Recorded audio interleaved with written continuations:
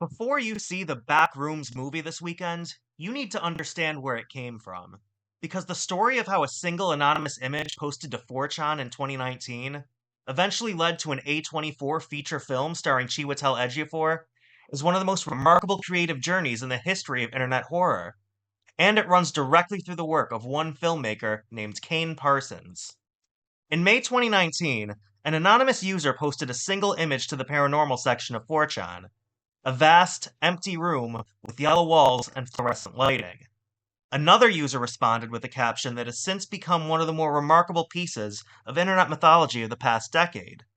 The caption read, "If you're not careful and you no-clip out of reality in the wrong areas, you'll end up in the back rooms, where it's nothing but the stink of old moist carpet, the madness of mono yellow, the endless background noise of fluorescent lights at maximum hum buzz, and approximately 600 million square miles of randomly segmented empty rooms to be trapped in.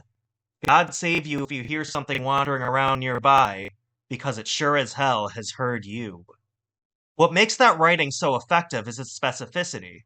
The horror it invokes is not the horror of the extraordinary, it's the horror of the mundane made infinite. The office, the waiting room, the corridor that goes on slightly longer than it should. The Backrooms was not the first piece of internet mythology to generate this kind of creative explosion. A decade earlier, the Slender Man, created in a Something Awful forum thread in 2009, had demonstrated the internet was capable of producing genuinely resonant modern folklore from almost nothing. And the Slender Man mythos found its most sophisticated artistic expression in Marble Hornets, a YouTube web series by independent filmmakers Troy Wagner and Joseph Delage that ran from 2009 to 2014, using the found footage format to construct a genuinely unsettling narrative around a film student's investigation of his missing friend. Marble Hornets understood something fundamental: that horror filmed as documentation of real events occupies a completely different psychological register than horror presented as entertainment. It made the audience complicit in the act of watching. What the Backrooms concepts needed was someone who could do for its mythology what Marble Hornets had done for the Slender Man. In January 2022, that person arrived. Kane Parsons, a then teenage filmmaker, uploaded a 9-minute video under the YouTube handle Kane Pixels, changed the conversation entirely.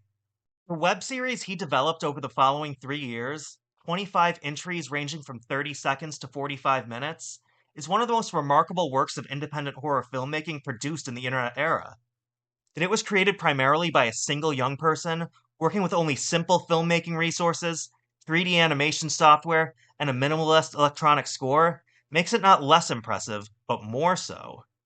The series follows the Async Research Institute, a fictional company that has developed technology to create a doorway into the back rooms, and is systematically exploring and documenting what they find within, even when that doorway threatens to create more rifts, drawing the occasional unsuspecting victim into the back rooms as well.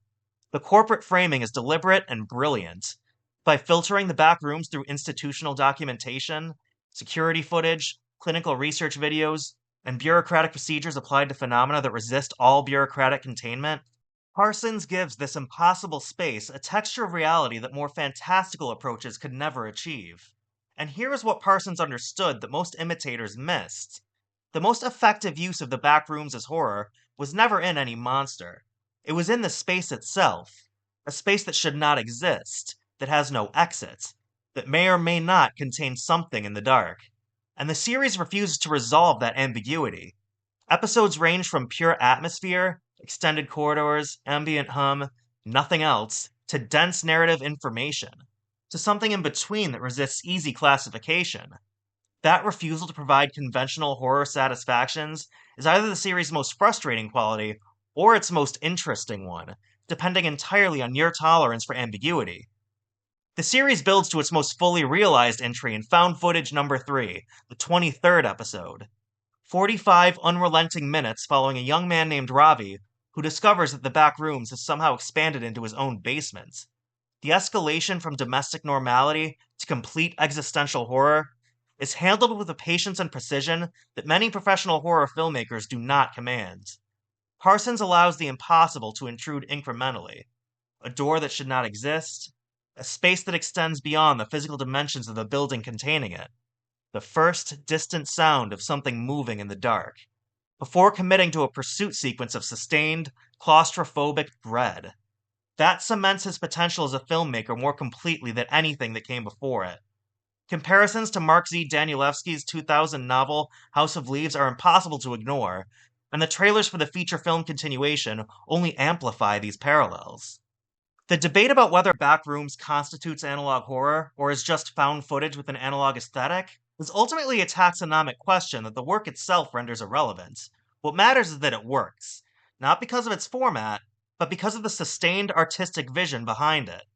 Whether Kane Parsons can navigate the transition to a theatrical feature film continuation successfully, with the resources of A24 and the talent of Chiwetel Ejiofor and Renata Reinsve at his disposal, is the question this weekend's film will answer. But these 25 episodes have already answered the more important question. They have demonstrated that internet mythology, given the right artistic stewardship, can become the foundation for something with genuine and lasting cinematic weight. If you listen closely, fluorescent lights are humming, something is moving in the corridor, and it has heard us coming.